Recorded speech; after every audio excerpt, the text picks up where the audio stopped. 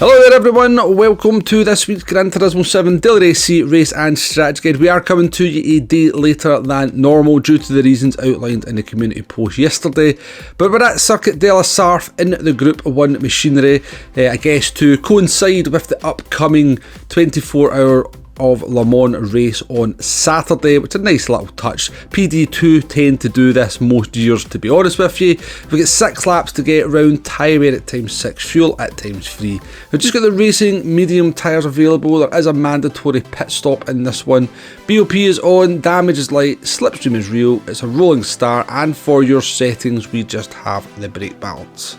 So, as has been discussed by many a YouTuber out there, certainly several times by myself, Group 1 in Gran Turismo 7 is an absolutely hot mess. We have literally like 4 different categories of car shoehorned into one, and in this race it is going to be the Group C cars from the 80s and early 90s that are going to dominate. In particular it is the 787B from Mazda that seems to be the best race car, although I do believe the Mercedes is the qualifying car because it doesn't quite have the same straight line speed, but it's got loads of grip through the final sector, so I think over the entirety of the lap it does tend to be a little bit faster. But in the race the Mazda absolutely monsters that car on the straight, so once you end up behind a Mazda in the Mercedes it's nearly impossible to overtake, especially with the dirty air.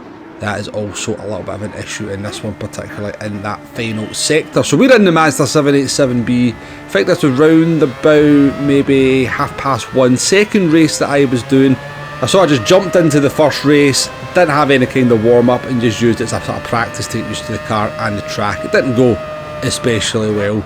So coming into turn 1 here, we're going to get passed by the Italian, and that is a kind of consequence of the rolling start. Some cars get a very awkward start into the chicanes, and so the Italian got a much better run out of the chicane as the race started and overtook us down into turn 1. For me, it's a little bit poor etiquette because it's not really my fault that I've had such a poor start.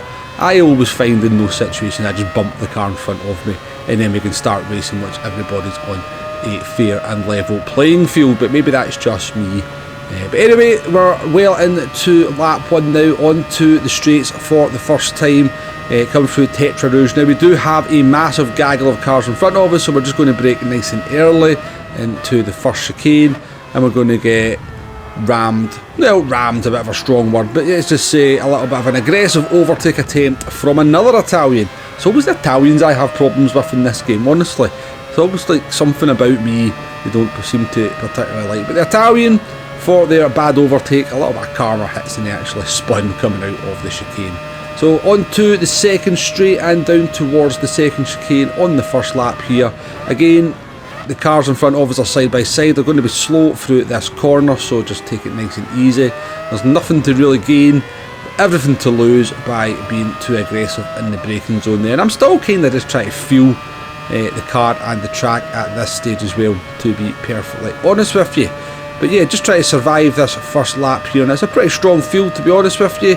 You do tend to find by this time in the day that we are racing that there's a few more stronger drivers out, and drivers are certainly starting to get used to the combinations here. And we get a nice run out of, is that Milzan corner down there, I believe, and we're going to go past a couple of cars up into P11. We've got a driver to our right hand side there, I believe that's Key. Could well be Key, yeah it is Key, and no, that's Key coming through there actually. But the power of the slipstream in these straights, particularly down that straight because you've got a little bit of a headwind, is pretty pronounced.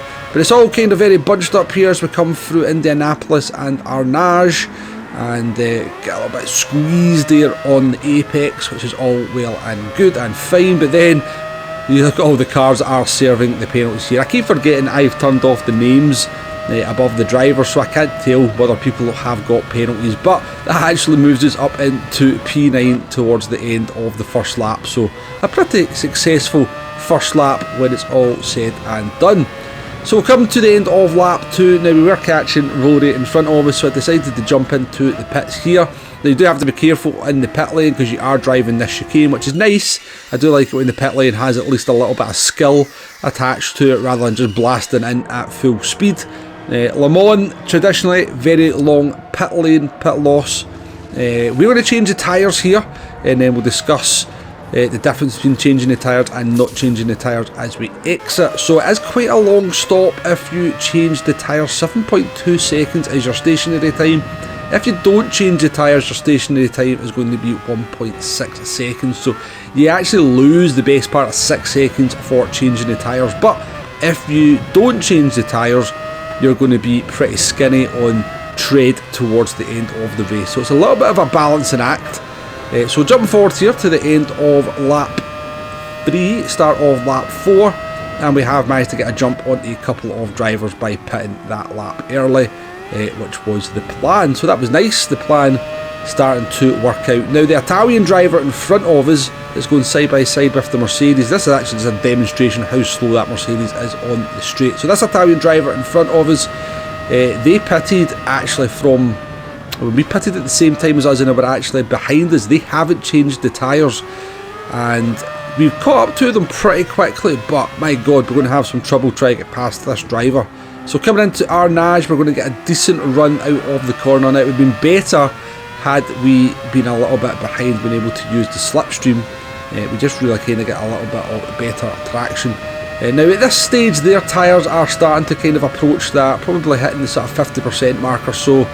They are starting to lose a little bit of grip compared to us on the fresher tyres, but not a dramatic difference. We've not got a dramatic grip advantage at this stage in the race, but what we do have a disadvantage in is an aero, because coming through this final sector behind another car is absolutely horrendous at times. Now you look at that, we've just literally lost 1.2 seconds because we're in the dirty air behind that driver. Now we maybe never drove it very well, but yeah, the dirty air is very pronounced through that first sector. So even though the driver in front of me has much worse tyres, certainly at this stage in the race, and it's finally going to rear its ugly head as they try and get the power down out of Arnage. They're going to lose the rear end of the car, and that is going to give us eventually a run on them to try and get this overtake made.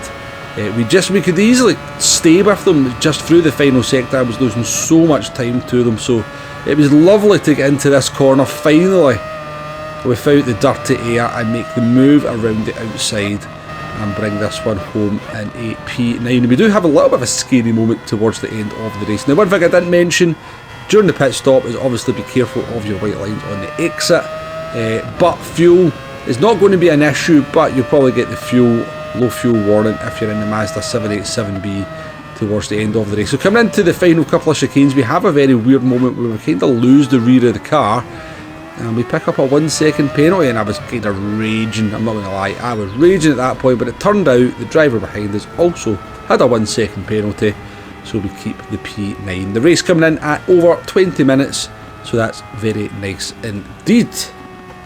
Let's just quickly relay those strategy options then. You've got two choices. You can do the no tyre change strategy. This will save you 6 seconds in the pit stop, which is actually quite a lot of time when you think about it.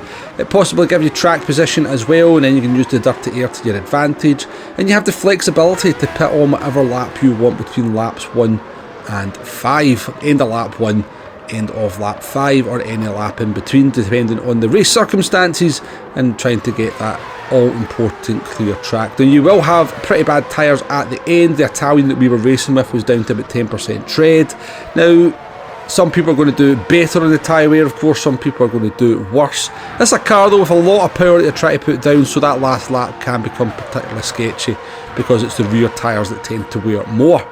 Your other option, if you don't want to deal with the bad tyres at the end, is to change your tyres. It will cost you 6 seconds, but you're going to have good tyres for the duration of the race. You may well have to contend with some dirty air from drivers that haven't changed the tyres, and you can stop between laps 2 to 4, so you have a little bit of flexibility there rather than just always pitting straight down the middle. But that's your strategy options, folks. Give them both a try, see what one best suits your driving style. Obviously if you're really bad on the tyres, you want to be changing them. if you're good on the tyres, then you can maybe take advantage of saving those 6 seconds. From what I've seen, even as the sort of day wore on, I've seen both strategies still getting used even in the top split races. So yeah, seems to be a nice little option there for a change. But like, yeah, let's finish this video off with just a little bit of a discussion about how this race kind of highlights some of the same old problems we've been constantly facing in Daylight Race C. Now, by the time I jumped onto this race about 4 or 5 hours after it had gone live yesterday, it very much became a one-make race with the Mazda 787B dominating race proceedings. Now, nothing wrong with driving a legendary car around like the Mazda 787B around the legendary circuit, but do I want to do that for the entirety of the week? No, I do not. So I just think PD need to be smarter when it comes to car selection. Particularly Group 1's a total mess anyway, with 4 or 5 different car categories being shoehorned into the same grouping of cars. But yeah, I think just kind of limiting the car selection maybe to even just, you know, let's imagine it was just the Jaguar, the Porsche and the Mercedes, and get rid of the 2 cars that we know, and PD must know, are much faster than the other 3 down the straights. I mean, it would have made things much more interesting, or just limit it to the Peugeot versus the old Audi, maybe throw in the Toyota TS030 in there as well. But instead, we're just going to be driving this one car for the entirety of the week if you want to be competitive, and that just means the race gets boring very, very quickly, certainly for me. And secondly, this tyre wear model's rubbish. Give us the old one back PD, give us multiple tyre compound races, it'd be much more interesting. That's all I'm going to say on it. Appreciate you watching, catch you in the next one, bye bye now.